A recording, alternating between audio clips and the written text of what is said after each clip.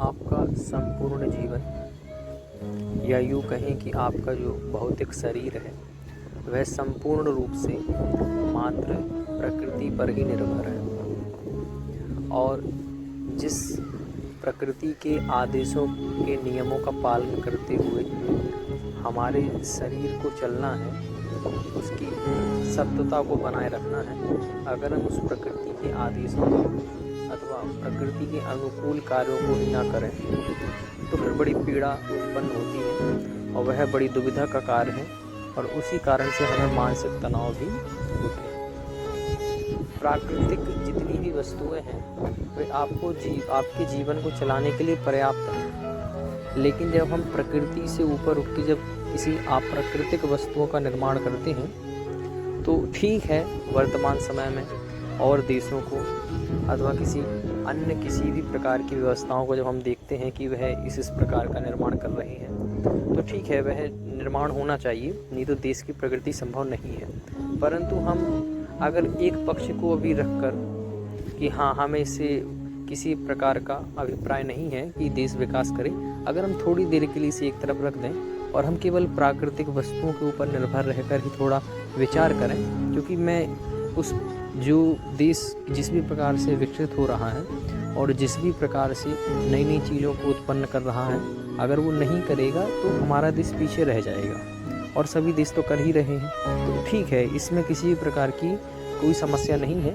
ये होना चाहिए। लेकिन अगर हम दूसरे पक्ष से थोड़ी देर विचार करें तो हमें शायद कुछ नया विषय मिले और हम उस प्राकृतिक वस्तुओं की ओर जब हम आकर्षित होंगे तो हमारा मानसिक तनाव अथवा बहुत सी समस्याएं जो दूर हो सकती हैं। तो हम केवल अभी एक पक्ष से बात कर रहे हैं कि जितनी भी प्रकृति है हमारे जीवन को चलाने के लिए पर्याप्त है। अब आपने देखा कि आपके शरीर में एक स्वाभाविक रूप से ही एक प्रवृत्ति है जिसको हम पिपासा कहते हैं, प्यास कहते हैं। व्यक्ति भोजन के बिना तो रह सकता है, जीवन संभव है, परंतु फिर भी प्यास अगर पानी ना मिले, उसको तरल पदार्थ की प्राप्ति ना हो तो फिर उसका जीवन असंभव हो जाता है।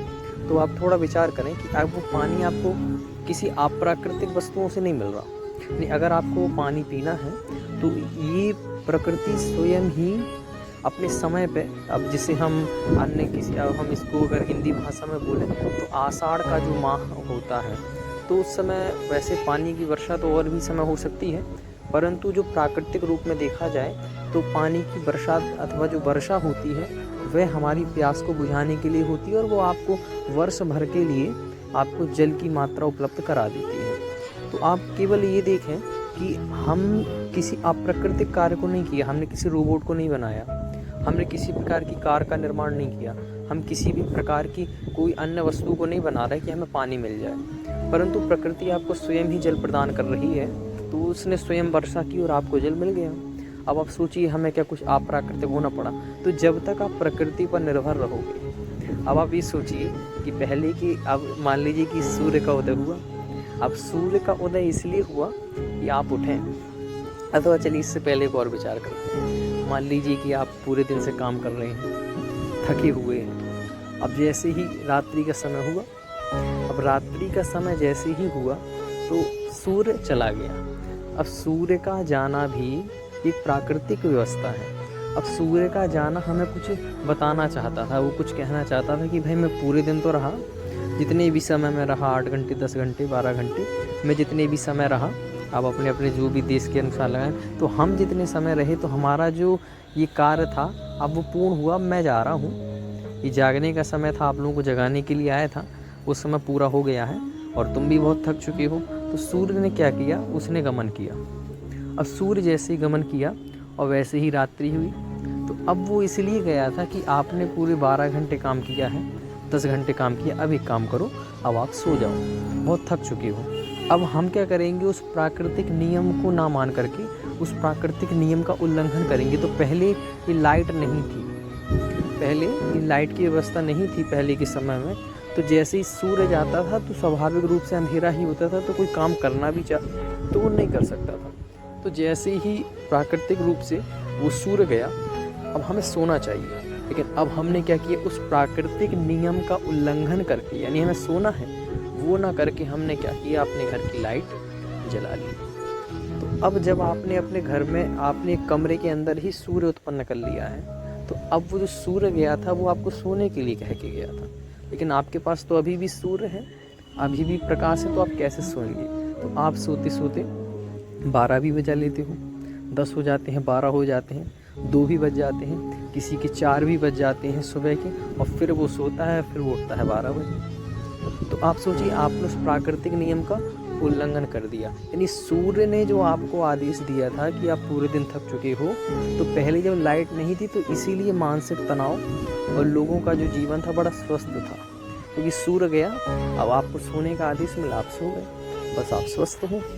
अब क्या हुआ, अब हम सोए नहीं, हमने अपने घर में ही लाइट लगा ली, अब यहाँ भी कोई समस्या नहीं है। अब जब सुबह फिर सूर्य आया तो आपने एक तो उल्लंघन कर ही दिया। अब जैसे ही सूर्य आया और सूर्य आके उसने आपको उठाने का प्रयास किया कि भाई उठो, अब तो सूर्य आ चुका है, अब तो मैं आ गया हूँ, अब एक काम करो, अब उठ जाओ, अब कोई काम करो, अभी नई ऊर्जा देने के लिए मैं तुम्हें आया हूँ। अब हम क्या करेंगे?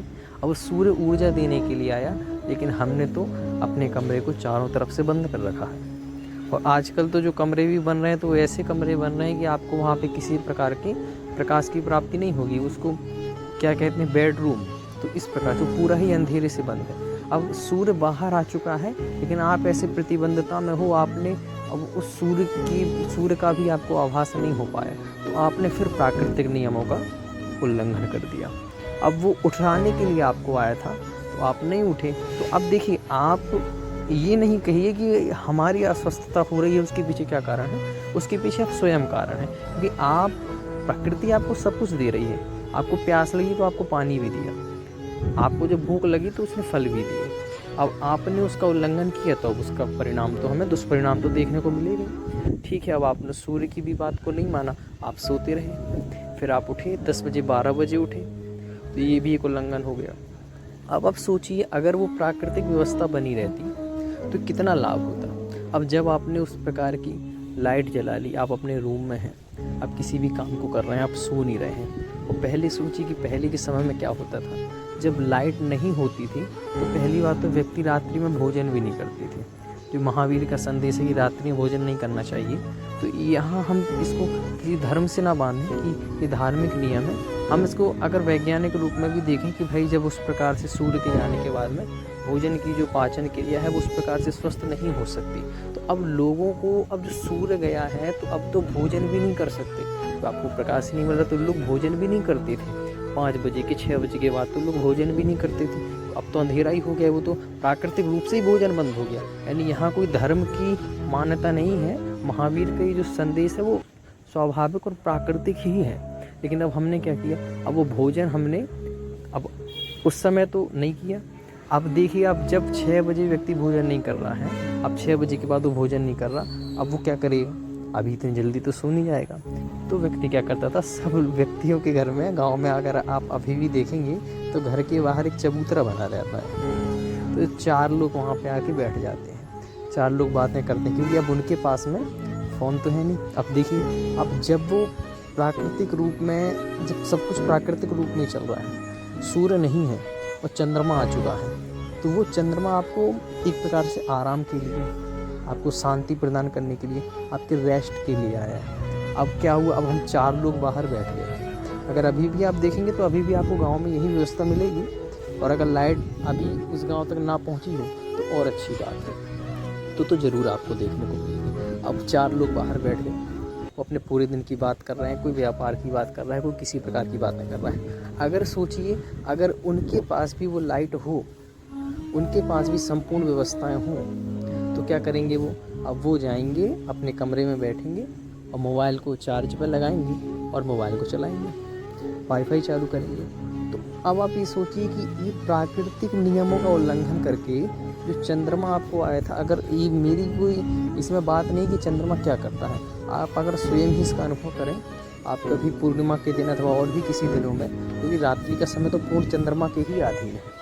अब आप मान लीजिए कभी भी आप उसके पास में जाके बैठें रात्रि में एकांत में, तो आपको बड़ी शांति मिलेगी। तो शांति के लिए था, रेस्ट के लिए था, तनाव को कम करने के लिए था। आप लोगों से बातें करते, बातचीत करते, रेस्ट, क्योंकि वहाँ काम का दबाव नहीं है, तो रेस्ट स्वाभाविक ही है। लेकिन आपने क्या किया, आप मोबाइल में जाके लग गए, तो या तो आप किसी अन्य कार्य को करेंगे, या फिर आप ऐसा भी हो सकता है आप अपने ऑफिस का काम करें।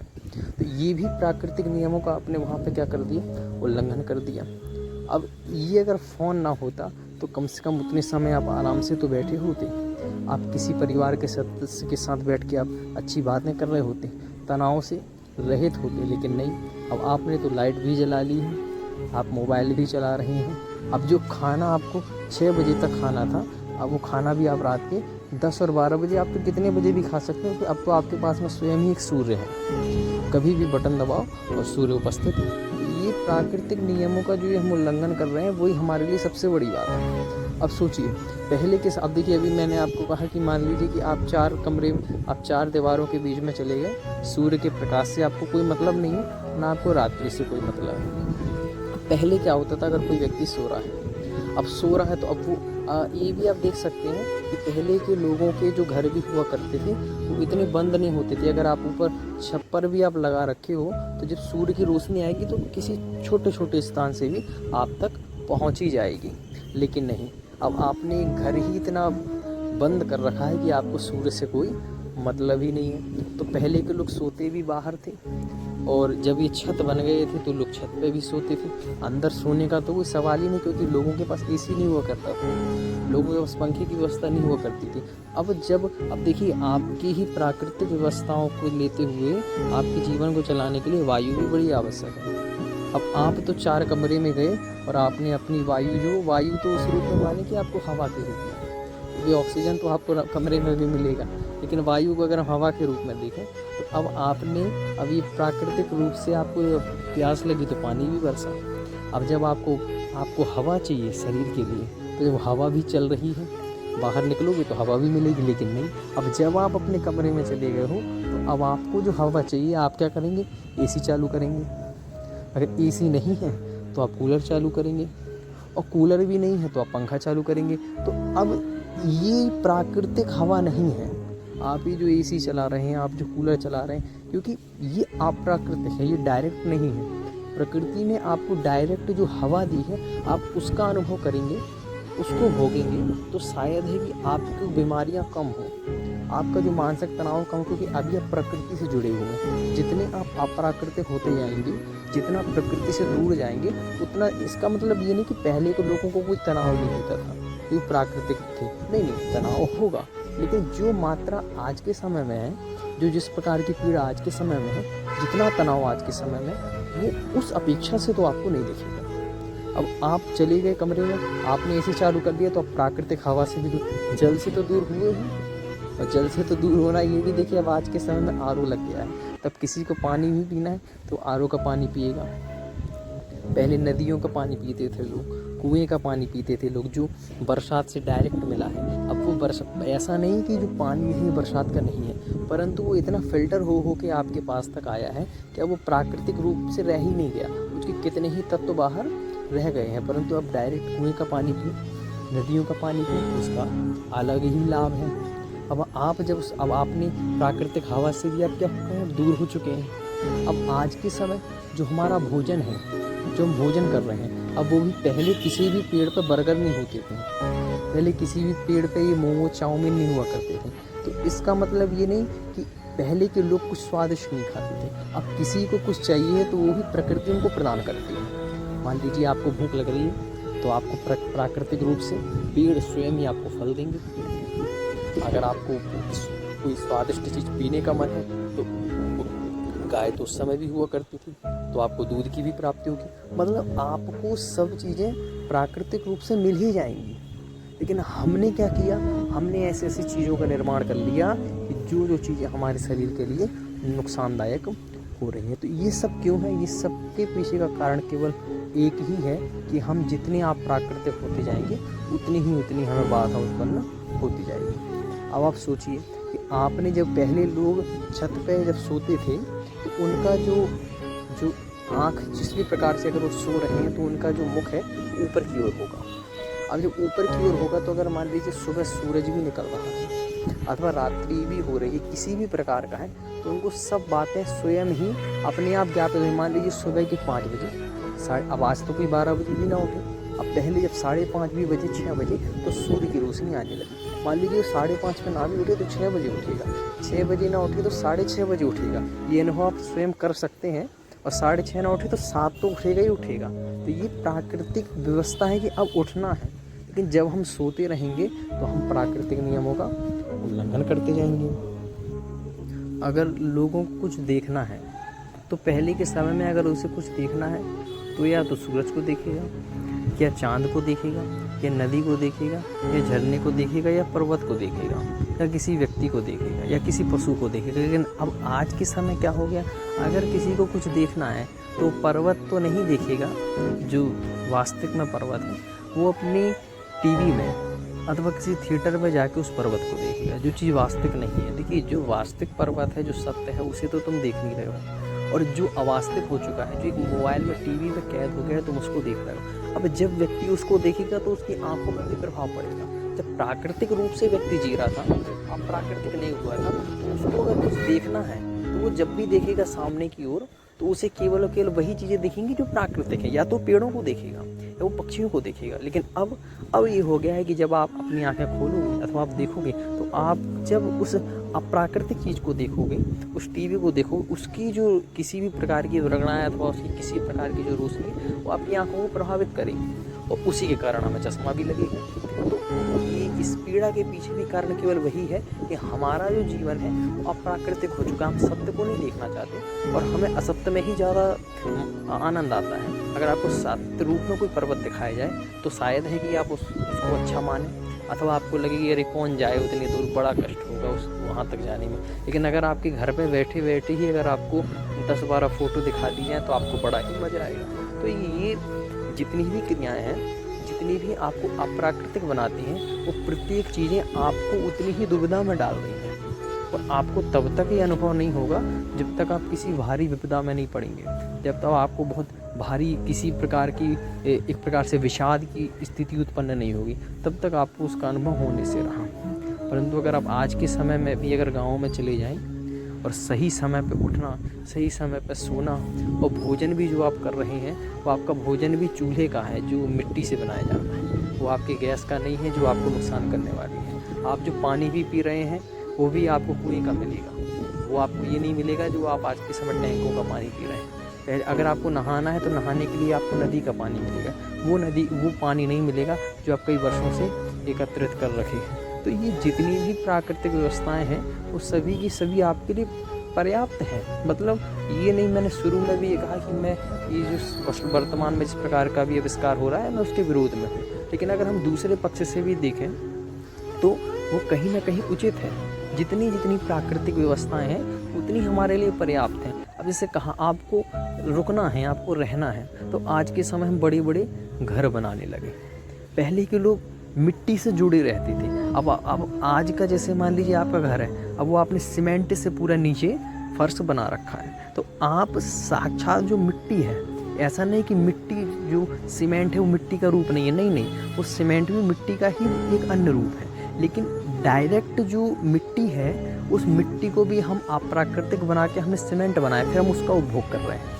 तो अब इससे भी क्या हुआ, जब आप उस अप्राकृतिक रूप से उसका उपयोग कर रहे हैं तो आप मिट्टी से दूर हो गए। जब आपके पैर मिट्टी पर रखे जाते थे, जब आप पानी वर्षा का पीते थे, जब आप हवा, वास्तविक हवा, अब आजकल तो वैसा भी होने लगा है दिल्ली जैसी जगहों पे कि आपको ऑक्सीजन भी लेने के लिए आपको, क्योंकि वहाँ पे ज़्यादा प्रदूषण है, तो कोई ऐसे ऐसे स्थान ही बनाए गए कि अगर किसी को लगता है कि हाँ हमको प्राकृतिक वास्तविक हवा चाहिए तो उसको उस जगह पे जाना पड़ेगा, और वो जो भी वहाँ की उनकी व्यवस्था है वो आपको उस प्रकार से कुछ देर की हवा प्रदान करेंगे, ऑक्सीजन प्रदान करेंगे।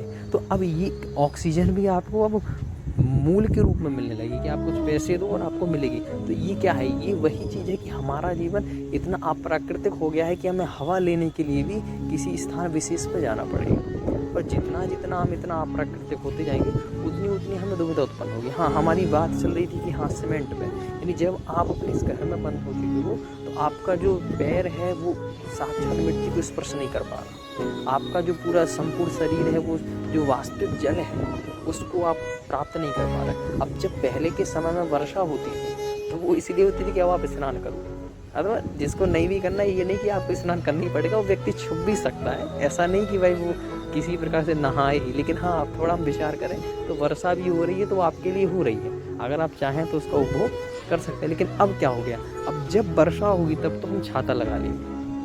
देखना, जब वर्षा होगी तब हम छाता लगा लेंगे, तो ये प्राकृतिक रूप से बरसाती हम छुप गए।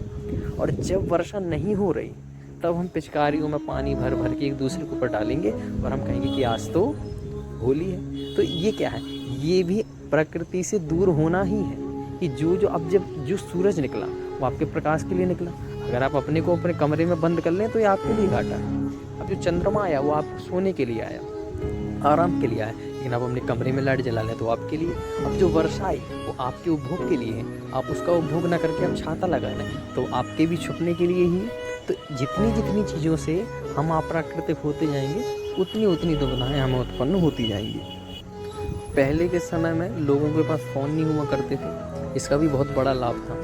अब मान लीजिए कि आज के समय में आपके पास में फ़ोन है, ठीक है, हमको लग रहा है कि हाँ इसका हमारे लिए बहुत आवश्यकता है, तो ठीक है वो अभी आवश्यकता है क्योंकि हमने बना ली है वो आवश्यकता। जब फ़ोन नहीं थे तब भी लोगों का जीवन चलता था, तो बना लिए तो अब तो आवश्यक लग रहा है। लेकिन अगर हम दूसरी विचारधारा से भी सोचें और थोड़ा अगर इसको अच्छे समझने का प्रयास करें, तो अगर आपके पास फ़ोन नहीं है तो और अच्छी बात है।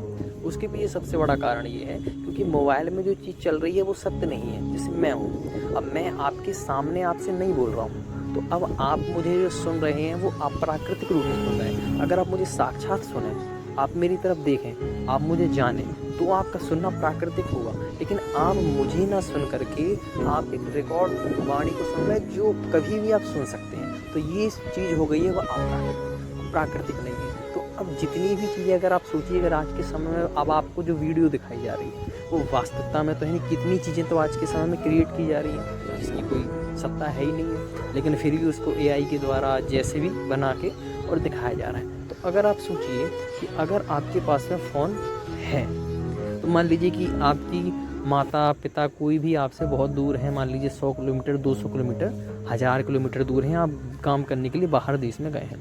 अगर आपके पास में फ़ोन है, अगर मान लीजिए यहाँ पे कोई भी घटना घटी, आपको तुरंत फ़ोन जाएगा और आप बड़ी पीड़ा में होंगे, अरे ऐसा घर पे हो गया, बेटे का एक्सीडेंट हो गया। अब आप सोचिए अगर आपके पास में फ़ोन नहीं होता तो आपके पास में फ़ोन नहीं जाता। अब ये इसी का नुकसान है कि आप इतने अप्राकृतिक हो चुके हैं कि आपके पास में फ़ोन आ गया। अब आपके पास में फ़ोन आ गया, अब आप बड़ी पीड़ा में पड़ गए, आपने अपना पूरा काम बिगाड़ लिया, आपका वहाँ पे सबसे लड़ाई हो रही है और आपको तुरंत वहाँ से निकलना भी है। अब आप जैसे ही वहाँ से निकले और अब 1-2 घंटे में अपने घर पे आ गए। अब आप सोचिए अगर आपके पास में फ़ोन नहीं होता तो क्या वो जो एक्सीडेंट हुआ है क्या वो इतनी बड़ी चीज़ है कि वो ठीक नहीं होगी? अथवा मान लीजिए को ठीक होनी नहीं है तो फिर आने का कोई मतलब नहीं। अगर वो छोटी चीज़ है तो फिर उसकी पीड़ा लेने का कोई मतलब नहीं। और अगर कोई बहुत बड़ी चीज़ है जो संभाल ही नहीं जा सकती, अब परिस्थिति हाथ से निकल गई, तो उस पीड़ा को लेने का कोई मतलब नहीं। तो पहले के समय क्या होता था, अगर कोई व्यक्ति बाहर गया है, 100 किलोमीटर 1000 किलोमीटर दूर गया है, अगर घर पे कोई समस्या हो गई तो उसकी पत्नी अथवा उसके घर वाले उसको नहीं बता सकते।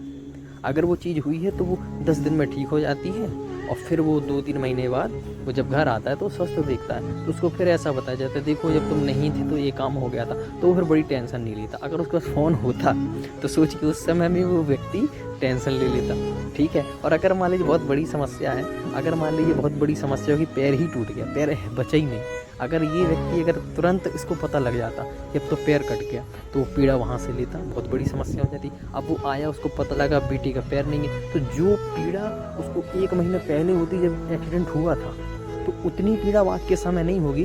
जब वो देखेगा कि हाँ पैर नहीं है तो पीड़ा ज़रूर होगी, लेकिन उस मुकाबले कम होगी। तो ये सबसे बड़ी, अब मान लीजिए कोई बेटी है, अब उसके घर में कोई लड़ाई हुई, अब वो तुरंत अपने भाई को फ़ोन लगाएगी, अपनी माँ को फ़ोन लगाएगी, अपने पिता को फ़ोन लगाएगी, तो अब वो बातें और ज़्यादा बढ़ जाएंगी। अगर वो फ़ोन ना होता तो क्या होता, वो लड़की अपने घर को संभालने की कोशिश करती, उस बात को संभालने को, और ना भी संभाल पाती तो तुरंत तो फ़ोन लगा के घर टूटना नहीं था, तो वो फिर धीरे धीरे 1-2 दिन में बात संभल जाती और बस कहानी ख़त्म। लेकिन अभी फ़ोन के कारण ही इतने विवाद, इतनी लड़ाइयाँ, इतनी टेंशन, सब किस कारण? फ़ोन के कारण। तो ये जितनी भी वस्तुएँ हम बना रहे हैं वो आज के समय में उपयोगी हो गई, क्योंकि हमने उपयोगिता उनको दे दी है कि भाई तुम करो लेकिन प्रकृति के अलावा किसी अन्य चीज़ पर अवलंबित होने की आवश्यकता नहीं है। आप खुद सोचिए, आपको रहना है तो रहने के लिए इतना बड़ा आकाश उसने आपको जगह दी है, आप रहें। अगर आपको कुछ खाना है तो खाने के लिए वो पेड़ आपको भोजन दे रहे हैं। अगर आपको कुछ पीना है तो नदियाँ भी आपको पानी दे रही हैं। अगर आपको कुछ प्रकाश चाहिए तो सूरज आपको प्रकाश भी दे रहा है। अगर मान लीजिए आपको किसी प्रकार की चंद्रमा की रोशनी की शांति चाहिए तो चंद्रमा आपको मानसिक रूप से शांति भी दे रहा है। तो ये प्रकृति आपको सब कुछ देने के लिए पर्याप्त है, लेकिन हम स्वयं अपर्याप्त बने कि नहीं हमें तो और ज़्यादा आवश्यकता है, तब उतनी हम दुविधा में पड़ते जाएंगे।